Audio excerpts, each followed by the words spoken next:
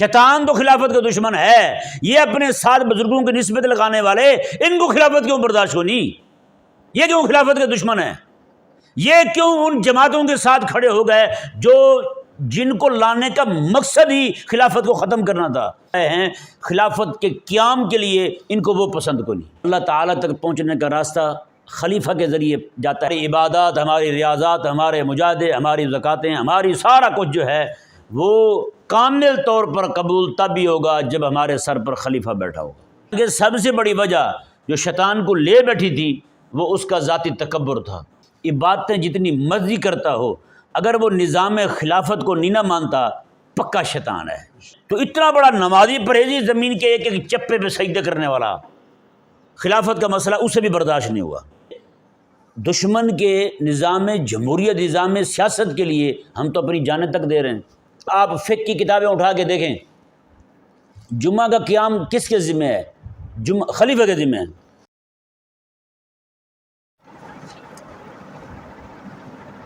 آیت نمبر 41، اعوذ باللہ من الشیطان الرجیم، بسم اللہ الرحمن الرحیم، قال هذا صراط علی مستقیم۔ اس آیہ مبارکہ میں خلاق کائنات نے شیطان کو جواباً ارشاد فرمایا جب اس نے کہا کہ میں تیرے بندوں کو گمراہ کروں گا سوائے تیرے مخلص بندوں کے۔ اللہ تعالیٰ نے ارشاد فرمایا کہ قال ھذا صراط علی مستقیم، میں کہ یہ میرا راستہ سیدھا جو میری طرف آنے والا ہے۔ یہ ھذا کا جو مشار الیہ ہے، یہ اس کی مراد جو ہے جس طرف یہ بات جا رہی ہے اس کے متعلق ایک قول پہلے ہم بیان کر چکے ہیں۔ آج جو ہے وہ دوسرا قول بیان کریں گے کہ اس سے مراد جو ہے وہ اللہ تعالیٰ کی توحید ہے، اللہ تعالیٰ کی توحید ہے۔ فرمایا کہ یہ توحید والا راستہ جو ہے یہ مجھ تک آنے والا ہے، اور اس پر چلنے والے جو ہیں وہ ہر دور میں رہیں گے، گو کہ تھوڑے ہی رہیں۔ جیسے ابراہیم علیہ نبینا علیہ السلام جو ہیں، آپ پورے علاقے میں اکیلے تھے، پورے علاقے میں اکیلے تھے۔ حضرت سیدنا ابراہیم علیہ نبینا علیہ السلام آپ اور اس طرح کر کے آپ اکیلے جناب ان سب کے خلاف کھڑے ہو گئے، اور ان ایک کو اللہ تبارک و تعالیٰ نے پوری امت، جماعت اور لشکر قرار دیا۔ اللہ تبارک و تعالیٰ نے یہاں ارشاد فرمایا کہ یہ توحید والا راستہ جو ہے یہ مجھ تک آنے والا ہے۔ اب اس آیہ مبارکہ پر تھوڑا غور کرتے ہیں۔ ایک وہ بات جو ہمارے خطیب حضرات میں رائج ہے اور وہ گاہے بگاہے کرتے رہتے ہیں، وہ سبب کیا بیان کرتے ہیں شیطان کے گمراہ ہونے کا، شیطان کے بدماشی پر اترنے کا۔ وہ سبب یہ بیان کرتے ہیں، وہ کہتے ہیں کہ شیطان جو ہے اس نے آدم علیہ السلام کو سجدے سے انکار کیا تھا توحید کی وجہ سے۔ کس وجہ سے؟ توحید کی وجہ سے۔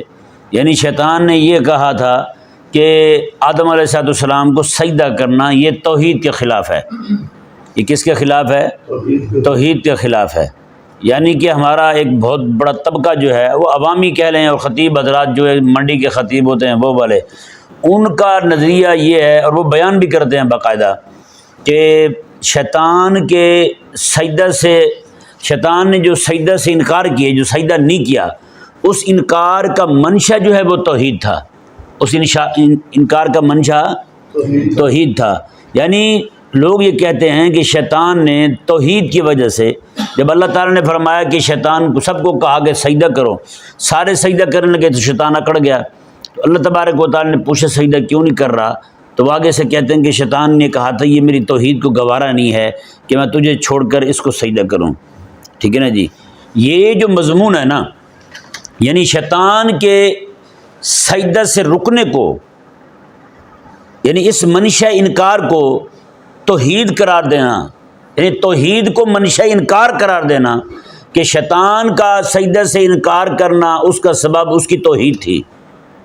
یہ مضمون نہ پورے قرآن میں کہیں بیان ہوا ہے، نہ احادیث مبارکہ کسی ذخیرے میں سے، اتنے بڑے ذخیرے میں کسی ایک حدیث میں آیا یہ کہ شیطان نے یہ کہا ہو کہ یا اللہ میری توحید کو یہ برداشت نہیں ہے کہ تیرے علاوہ کسی اور کو سجدہ کروں۔ سمجھ آیا نا جی؟ اس پر بہت ساری دلیلیں ہیں۔ پہلی تو دلیل یہ ہے، اگر شیطان یہ کہتا کہ میں توحید میری گوارا نہیں کرتی، تو یہ شیطان کہتا ہی کیوں؟ ویسے یہ ذرا غور کیا جائے اس بات پر، شیطان کہتا ہی کیوں کہ مولا میں تجھے سجدہ اس لیے نہیں کر رہا کہ میری توحید کو برداشت نہیں ہے۔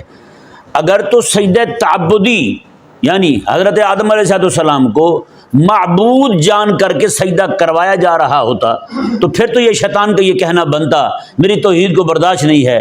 جب سجدہ کروایا ہی تعظیمی جا رہا ہے تو پھر شیطان کہتا ہی کیوں؟ نہیں سمجھ آ رہا مسئلہ؟ تو پھر شیطان کہتا ہی کیوں کہ مولا میری توحید کو گوارا نہیں ہے، میں سجدہ کیسے کروں؟ میری توحید اتنی پکی پیڑھی ہے کہ میں جناب تیرے علاوہ کسی کو سجدہ نہیں کر سکتا۔ اب ہوا یہ، اب اس بات کے پیدا ہونے کا یعنی یہ بات مشہور کرنے کا سبب کیا ہے؟ وہ سبب یہ ہے کہ مخالف جماعتیں جو ہیں، مسلک جو ہیں، ان پر چڑھائی کرنے کے لیے، ان کو مزید ذلیل و رسوا کرنے کے لیے یہ بات گھڑ دی گئی کہ جناب شیطان نے اس لیے انکار کیا تھا کہ رب تبارک و تعالیٰ کی توحید کے خلاف تھی یہ بات، تو شیطان نے کہا کہ میں نہیں کرتا، سجدہ نہیں کرتا آدم علیہ السلام کو، نعوذ باللہ من ذالک۔ اب بتائیں نا یہ قرآن کریم پر زیادتی ہے یا نہیں؟ یعنی جو سبب قرآن نے بیان نہیں کیا، جو بات شیطان نے نہیں کہی، چلو ویسے شیطان کے لیے کچھ بھی کہتے رہیں، لیکن چونکہ مسئلہ یہ قرآن میں آ چکا ہے، قرآن میں مسئلہ آ چکا ہے، جب قرآن خدا تعالی نے فرمایا کہ جب میں نے تجھے کہا ہے سجدہ کر تو تو نے سجدہ کیوں نہیں کیا؟ آگے سے اس نے یہ کہا تھا انا موحد، میں موحد ہوں، اس نے یہ کہا تھا میں توحیدی ہوں، اس نے یہ کہا تھا میری توحید کو برداشت نہیں ہے، بلکہ اس شیطان نے تو یہ کہا تھا انا خیر منہ خلقتنی من نار، میں تو آگ سے پیدا ہوا ہوں، یہ مٹی سے پیدا ہوا ہے، میں اس سے بہتر ہوں۔ نہیں سمجھ آیا؟ اس نے تو توحید کا نام نہیں لیا دور دور تک، یعنی جو وہاں کھڑا ہوا ہے شیطان بات کر رہا ہے اس نے توحید کا نام نہیں لیا۔ رب تعالیٰ نے قرآن نازل فرمایا، قرآن میں اللہ تبارک و تعالیٰ نے یہ مسئلہ نہیں چھیڑا کہیں پر۔ اگر یہ مسئلہ ہوتا، اس نے یہ بات کی ہوتی تو اللہ تعالیٰ قرآن میں بیان فرماتا، قرآن میں نہیں آیا، اس نے یہ نہیں کہا، اللہ نے بیان نہیں کیا، کسی حدیث میں نہیں آیا، پھر تم نے کیوں گھڑ لیا بھائی؟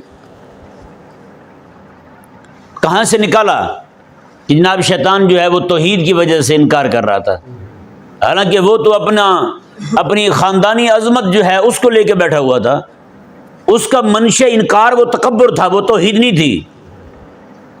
دیکھیں کیسے ایک بات کو اس کی حقیقت سے پھیر دیتے ہیں، اس کی اصل معانی سے پھیر دیتے ہیں۔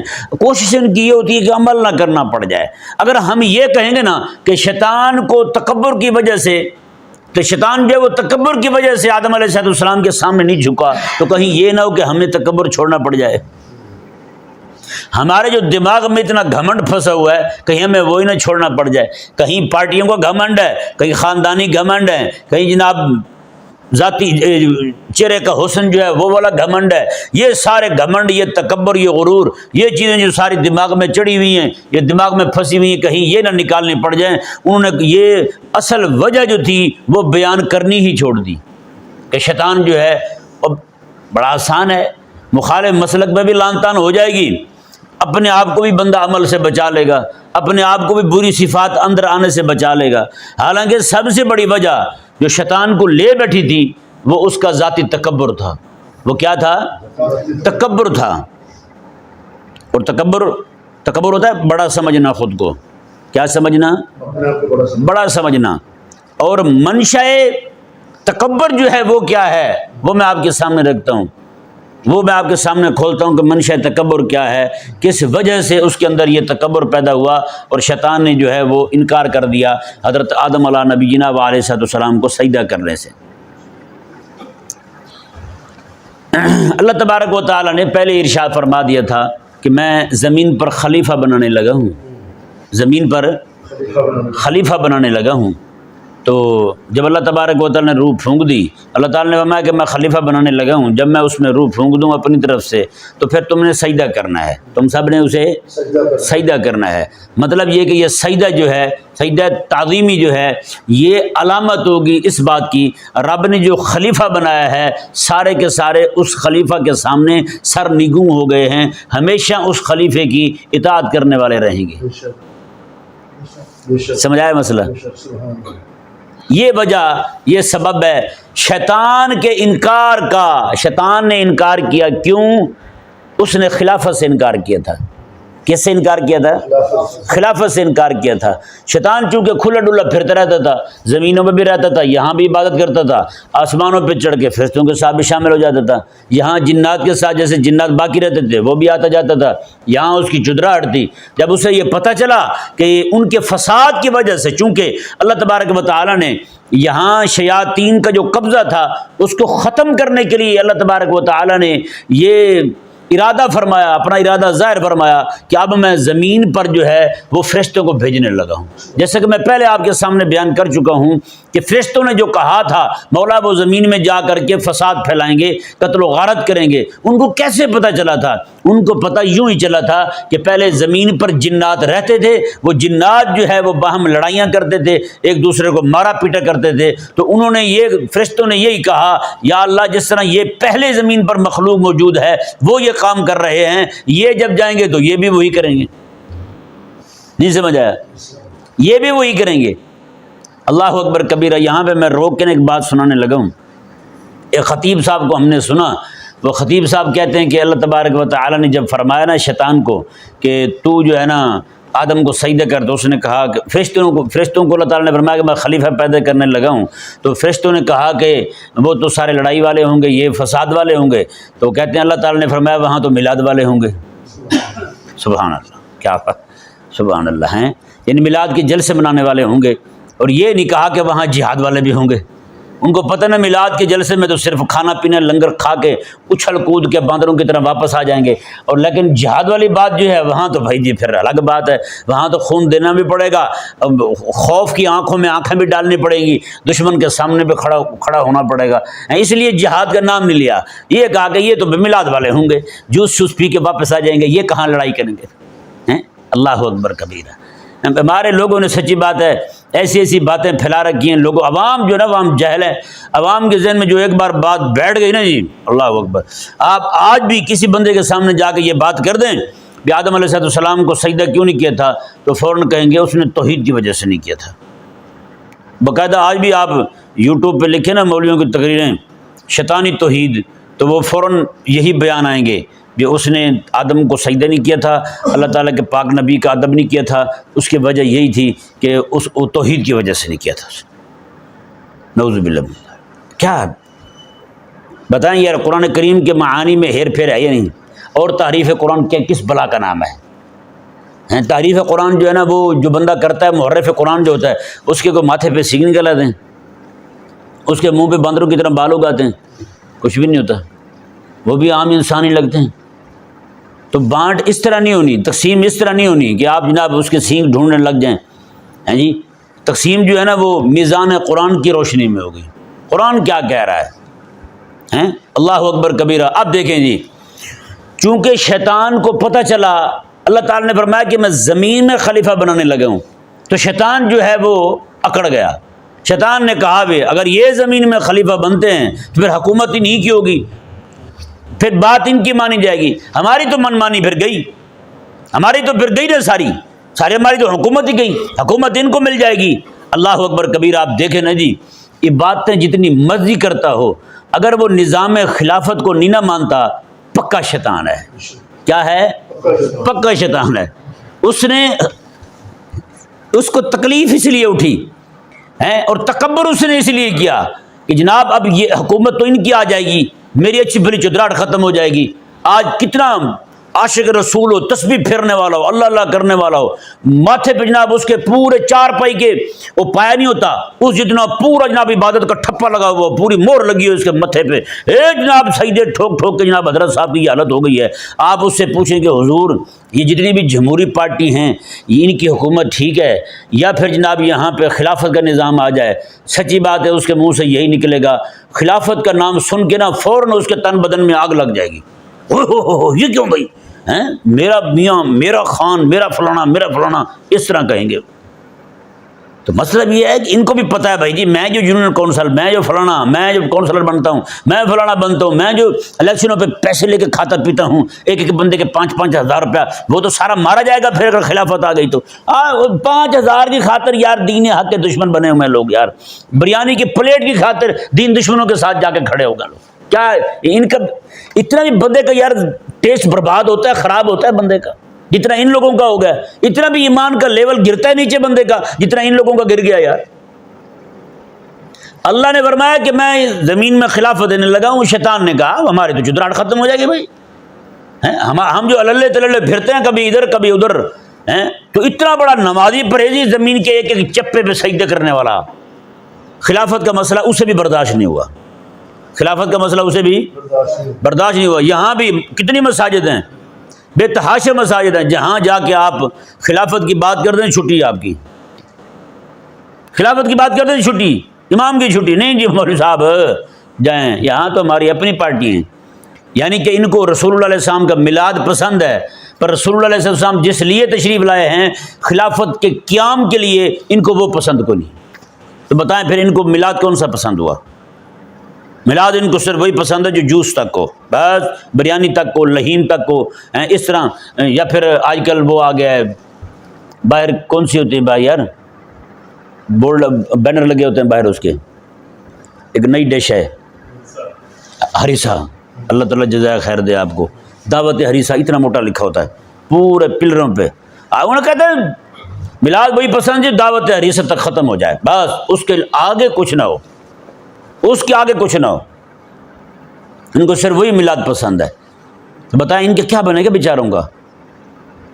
شیطان نے جی پورے جہاں کتنی بار بیان ہوا یہی مسئلہ، کسی ایک جگہ بھی قرآن نے اشارہ تک نہیں دیا کہ شیطان جو ہے اس نے یہ کہا میں تو موحد ہوں بھائی، میں تو توحید، اس کا منشا انکار قرآن نے کہیں توحید بیان نہیں کیا، تو پھر انہوں نے کیوں یہ کہہ دیا بھائی؟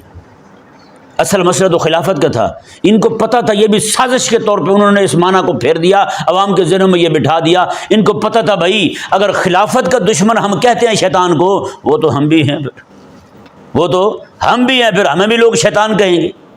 کیا کہیں گے؟ حاجی صاحب شیطان ہیں؟ کیا کہیں گے یہ قادری صاحب شیطان ہیں؟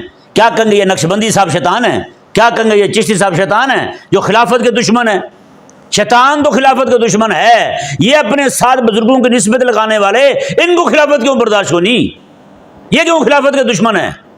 یہ کیوں ان جماعتوں کے ساتھ کھڑے ہو گئے جو جن کو لانے کا مقصد ہی خلافت کو ختم کرنا تھا، جن کو لانے کا مقصد ہی خلافت کو نہ آنے دینا تھا؟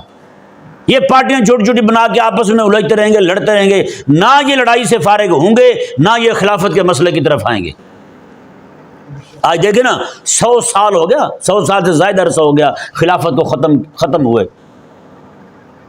قسم خدا کی آج کافر جو آج نئی جو پوچھ آ رہی ہے پیچھے سے، جن کو جنریشن کہتے ہیں، نئی جنریشن جو آ رہی ہے، ان کو تو پتہ ہی کوئی نہیں خلافت ہوتی کیا شے یار، بالکل ہٹا دیے گئے یار اس مسئلے سے۔ میں صحیح کہہ رہا ہوں، جتنا ظلم ہمارے ساتھ ہوا اتنا کسی کے ساتھ نہیں ہوا۔ اتنا بھی بندہ احمق نہ بنے کہ ابا کے قاتل کے بارات میں جا کے دھمال ڈالنا شروع کر دے۔ پرائی جنج میں احمق ناچتے ہیں نا، ہم تو پرائی جنج میں ناچ رہے ہیں، پرائی بارات میں ناچ رہے ہیں، ہم تو صرف ناچ ہی نہیں رہے، دشمن کے نظام جمہوریت، نظام سیاست کے لیے ہم تو اپنی جانیں تک دے رہے ہیں اور جانیں تک لے رہے ہیں۔ الیکشن ہوتا ہے کتنے کتنے بندے مارے جاتے ہیں بتائیں، یہ سیاسی دشمنی کی وجہ سے کتنے کتنے بندے پار لگائے جاتے ہیں، M N A M P جناب گزار دی جاتے ہیں، وزیروں کو گولیاں ٹھوک دی جاتی ہیں۔ یہاں یہ کیوں ہو رہا ہے سارا یار؟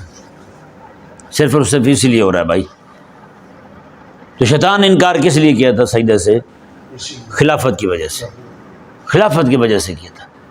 یہ ذہن میں رہے بھائی، آپ میں ببانگ دہل کہہ رہا ہوں آپ کو جی، خلیفہ جب تک نہیں ہے آپ کی کوئی بھی عبادت کامل طور پر قبول نہیں ہے۔ میں صحیح کہہ رہا ہوں، ہم سمجھ رہے ہیں نماز پڑھ لی ہم تو بھائی بڑا کچھ کر لیا، نہ پیارے بھائی، آپ کے جمعہ، آپ فقہ کی کتابیں اٹھا کے دیکھیں، جمعہ کا قیام کس کے ذمہ ہے؟ خلیفہ کے ذمہ ہے۔ جمعہ کا خطبہ دینا خلیفہ کے ذمہ ہے۔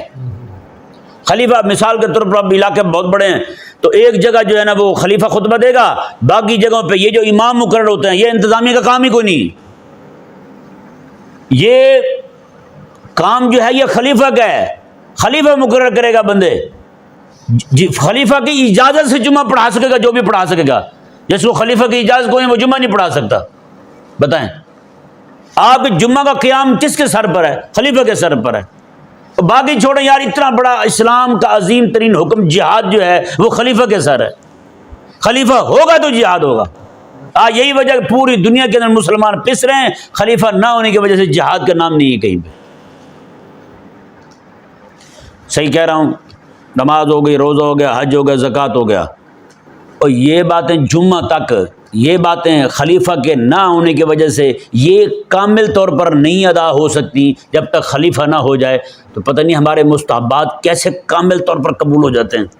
کہتے ہیں یہ والا عمل تو بھائی جی قبول ہی قبول ہے، اس میں تو شک ہی کوئی نہیں، چاہے چوری کی بجلی کیوں نہ چلا لیں آپ، یا چاہے سود والے پیسے کیوں نہ ڈال دیں، یہ قبول ہے بھائی صاحب ہیں۔